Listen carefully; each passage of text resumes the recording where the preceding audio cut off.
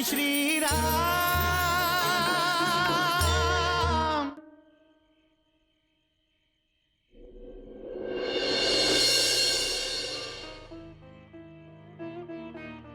जब दिन होता है तब सूर्य देव हमारे मार्गदर्शक बनते हैं। सूर्यास्त के बाद सूर्यदेव का स्थान चंद्रदेव ले लेते हैं।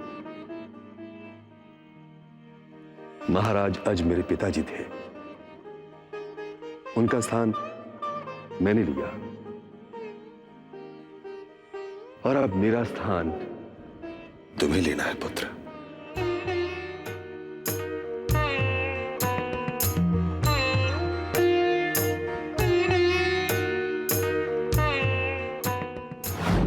अपनों के प्रति प्रेम स्वाभाविक है, बिछोड़ने का दुख और भय भी स्वाभाविक है।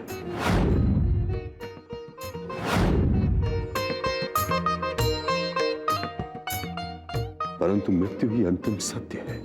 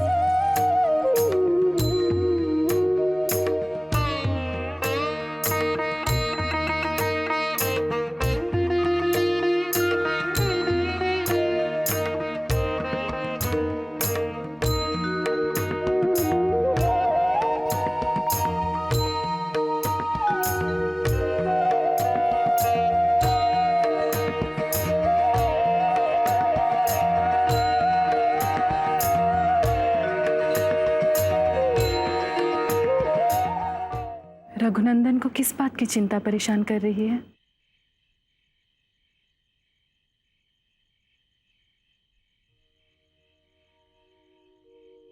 आर्यपुत्र, तुम सोई नहीं अब तक? पत्नी पति के सोने के बाद ही सोती है रघुनंदन। क्या बात है? पिताजी से मिलकर आने के बाद से आप विचलित हैं? विवाह में मैंने हर दशा में, हर स्थिति में, हर दुख सुख में आपका साथ देने का वचन दिया है। क्या आप मुझे नहीं बताएंगे वो कौन सी पीड़ा है जो आपको कांटे की तरह चुभ रही है? सीते, पिताश्री के मन में निवृत्त होने का विचार चल रहा है।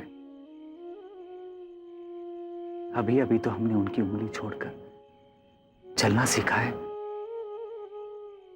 और वो तुरंत हमें मझधार में छोड़ देना चाहते हैं। क्योंकि उन्हें पूर्ण विश्वास है आपके विवेक पर, आपके बाहुबल पर, आपकी बुद्धि बल पर। इसका ये अर्थ तो नहीं कि वो तत्काल निवृत्त हो जाए। परिवार के वृद्ध सदस्य हमारे मार्गदर्शक हैं, हमारे श्रद्धा स्थान हैं, हमारे लिए देवता हैं। उन्हीं के बनाए हुए मार्ग पर हम चलते हैं। वो हमारे गुरु हैं, हमारे शिक्षक हैं। सीते,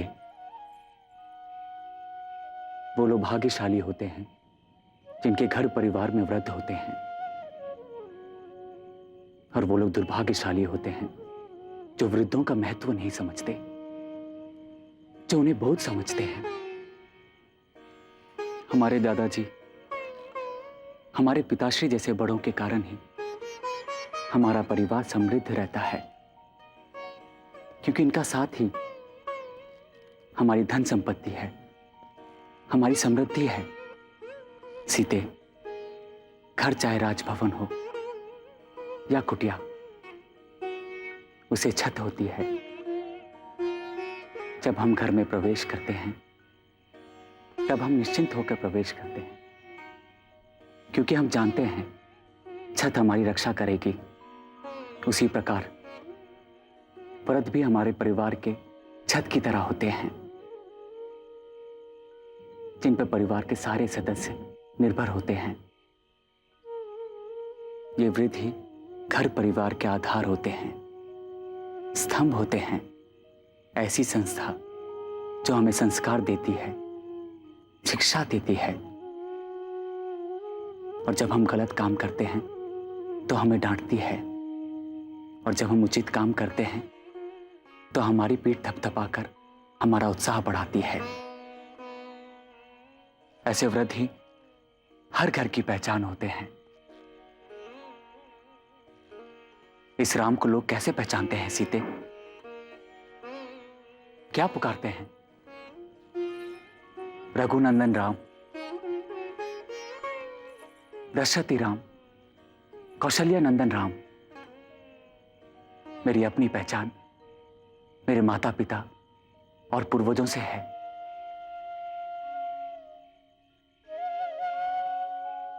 इसलिए पिताश्री के निवृत्त होने के विचार से मैं विचलित हूं। अधिक अशांत मत होइए रघुनाथ। कहते हैं जब मन में कई प्रश्न उठते हैं जिनका हमें उत्तर नहीं मिलता, तब हमें हमारे गुरु के पास जाना चाहिए। गुरु हमारे हर प्रश्न के उत्तर देकर हमें शांति प्रदान करते हैं।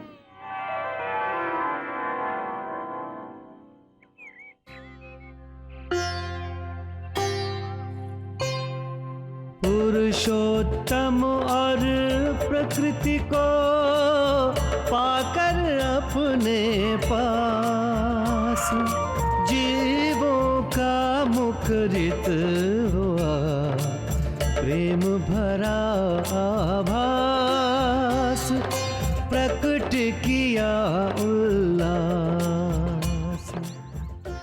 कैसी हो धेनु? सीते, इस धेनु ने हम चारों भाइयों का मां की तरह ख्याल रखा है। जब हमें भूख लगती थी तब हमें ये दूध पिलाया करती थी।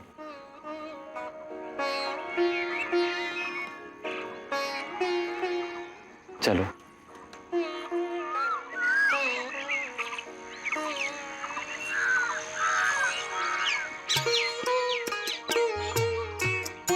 आपसे फिर एक बार मिलकर मेरा मन प्रसन्न हुआ है। मुझ पर ऐसी कृपा बनाए रखिएगा।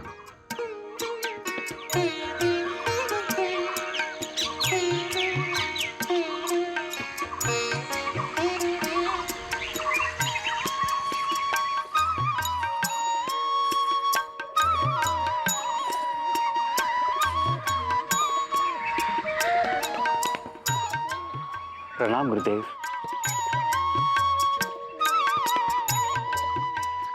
राम, जानकी, कल्याण हो। बैठो।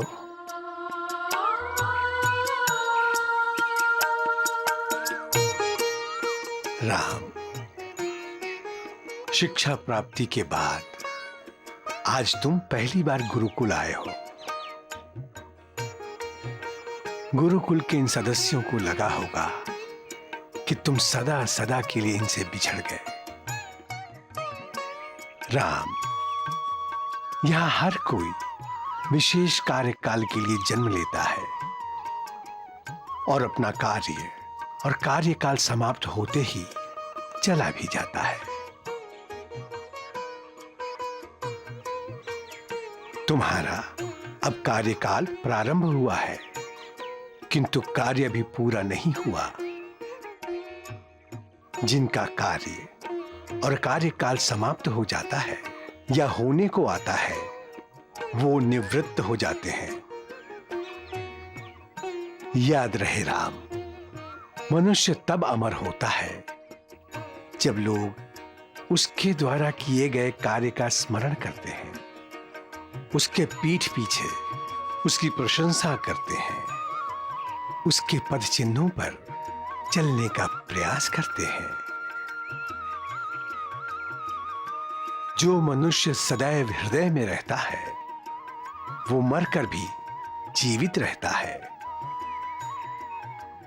और मैं भी चाहता हूं कि तुम कोई ऐसा महान कार्य करो जिससे तुम युगों युगों तक अमर हो जाओ।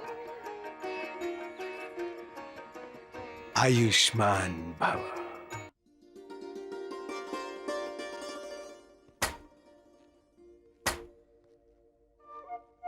पिताश्री, आओ पुत्र, आओ।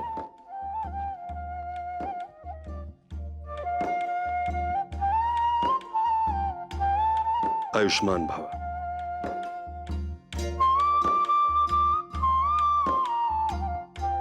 गुरुदेव क्या कह रहे थे राम? उन्होंने कहा आप महात्मा हैं। गुरु सदा अपने शिष्य की प्रशंसा करते हैं। पुत्र अपने पिता पर गर्व करता ही है, परंतु याद रखो राम, एक राजा पर उसकी प्रजा को गर्व होना चाहिए। प्रजा को अपने पिता, भ्राता, मित्र, सखा सबकी छवि अपने राजा में दिखनी चाहिए। जब राजा प्रजापति बन जाता है तभी प्रजा सच्चे अर्थों में सुखी होती है। और आप प्रजापति हैं पिताश्री।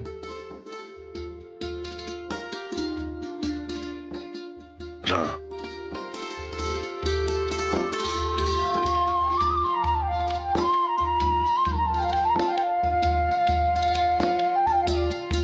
मेरा स्थान अब तुम्हें लेना है पुत्र।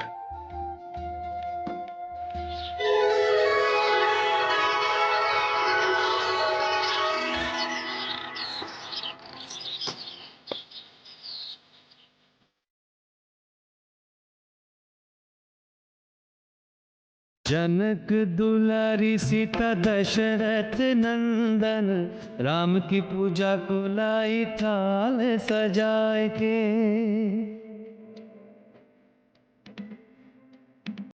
पुष्प पूजा छोड़ के वो कर रहे भाव पूजा, मन में श्रद्धा का दीप जलाएंगे।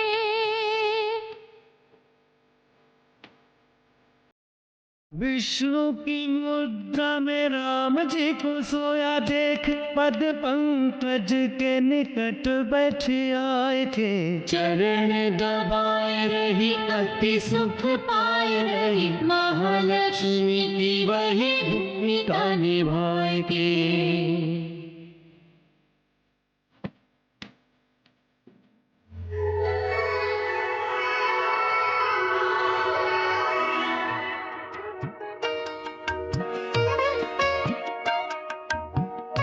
ये क्या कर रही हो सीते? अपने भगवान की भक्ति कर रही थी मैं। मैं एक मनुष्य हूं। मेरे लिए आप किसी भी देवता से बढ़कर हैं। सीते, हर पत्नी अपने पति को देवता ही समझती है। मेरे पति हर पति जैसे नहीं है। अच्छा, ऐसी क्या विशेषता है तुम्हारे पति में? अनेक है। एक तो बताओ। इस पुरुष प्रधान समाज में पुरुष अनेक विवाह कर सकता है, परंतु मेरे पति ने मुझे वचन दिया है कि वो दूसरा विवाह नहीं करेंगे। मेरे सिवा हर नारी उनके लिए पराई होगी। ये वचन देकर मेरे पति ने मेरा गौरव किया है, मेरा सम्मान किया है। क्या ये विशेषता किसी दूसरे पुरुष में होगी?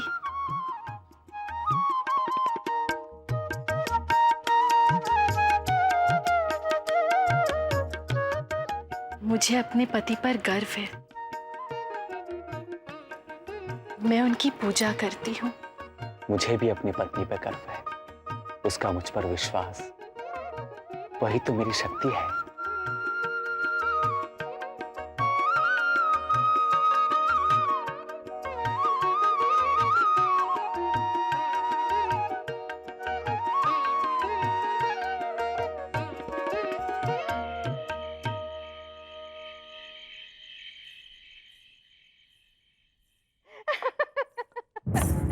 आइए महारानी, आइए आइए महारानी।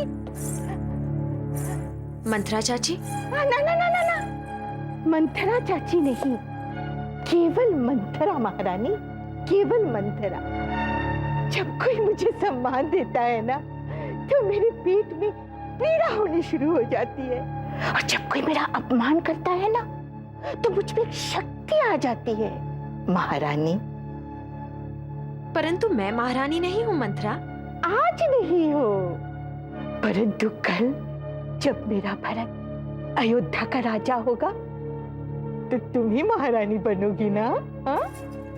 मंथरा, अयोध्या के राजा रघुवर राम बनेंगे और महारानी मेरी दीदी सीता बनेगी। नहीं नहीं नहीं, अयोध्या का राजा मेरा भरत बनेगा, मेरा भरत, राम नहीं। मंथरा, मुझे राजा बनाने का भूत जो तुम पर सवार है, उसे अपने सर से हटा दो। बचपन में भी एक बार तुमने मुझे अयोध्या के राज सिंहासन पर बिठाने का सपना देखा था, याद है?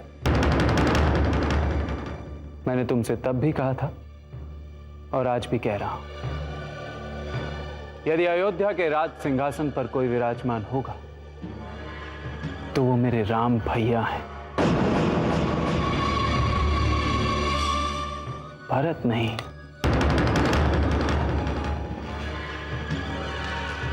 क्योंकि भक्त तो भगवान के चरणों में रहना चाहता है, उनकी भक्ति करना चाहता है। मैं राम भैया का भक्त हूं और मेरे राम भैया मेरे लिए भगवान। इसलिए मंथरा, मैं तुमसे विनती करता हूं, ऐसा मत सोचना, कुछ मत सोचना। आओ मांडवी।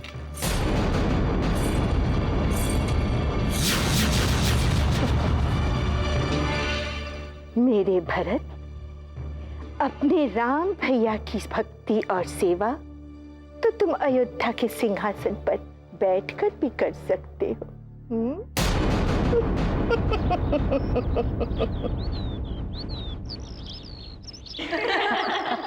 अच्छा, फिर सर्वानंद ने क्या किया? सर्वानंद ने अपने पत्नी के लिए एक और लड्डू मांगा। प्रणाम महारानी, मिथिला से एक दूत आया है। मिथिला से दूत?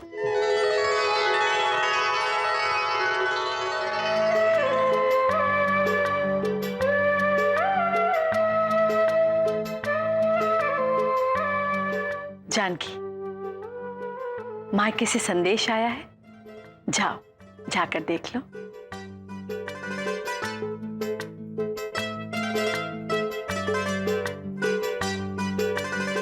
आप तीनों को नहीं जाना दूध से मिलने?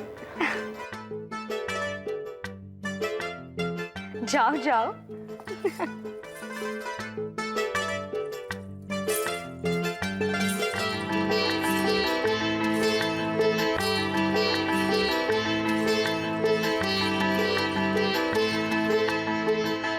अयोध्या नरेश, विदेहराज जनक की आपसे प्रार्थना है कि मिथिला में होने वाले खेती के त्योहार पर आप सभी मिथिला अवश्य पधारें।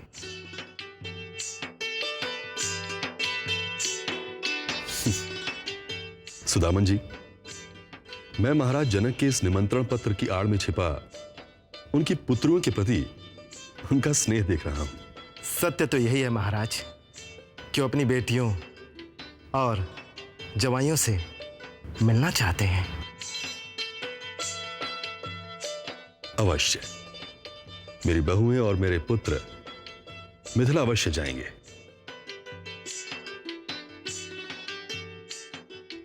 और वहां के त्योहार में भाग भी लेंगे।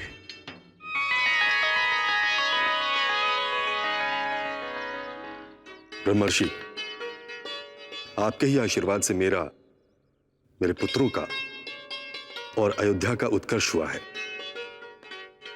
मेरी आपसे विनती है कि आप कृपा कर अयोध्या में ही निवास कीजिए। राजन, मैं आपकी विनती स्वीकार नहीं कर सकता। मैं अब मोह छोड़कर तपस्या में लीन होना चाहता हूं। मुझे अयोध्या से जाने की अनुमति दें राजन। मुझे लज्जित न करें गुरुश्रेष्ठ। राजन, मनुष्य के जीवन में मोह के क्षण आते हैं और जो इन क्षणों पर विजय प्राप्त कर लेता है वही पुरुषोत्तम कहलाता है।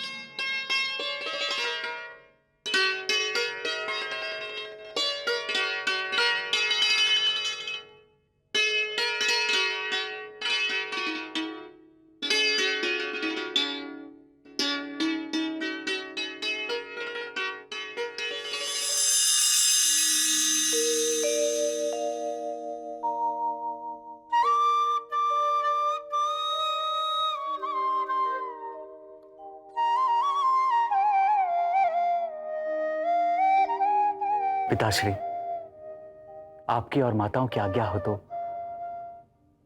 क्या हम चारों भाई मिथिला हो आए? यदि हम आज्ञा ना दें तो?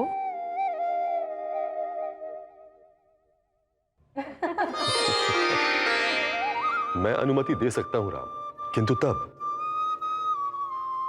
जब महाराज सर्वानंद मुझे आज्ञा दें।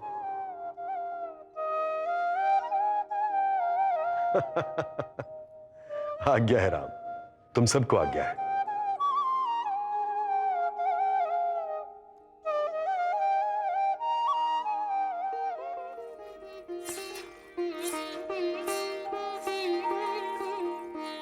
तुम सबकी यात्रा सुखद हो। राम, शीघ्र लौटाना पुत्र।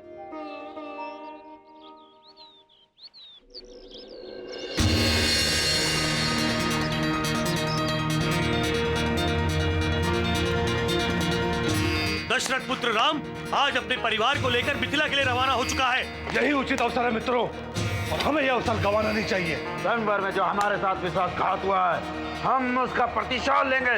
रघुनंदन राम ने हमारा अपमान किया है। स्वयंवर में हमारे बल, हमारी शक्ति का उपहास किया गया। अब हम राम को अपने बल का परिचय देंगे। हम अपना परिचय देंगे। राम ने मुद्गल ऋषि के आश्रम के पास अपना पड़ाव डाला है, तो अब हम आक्रमण की तैयारी करेंगे।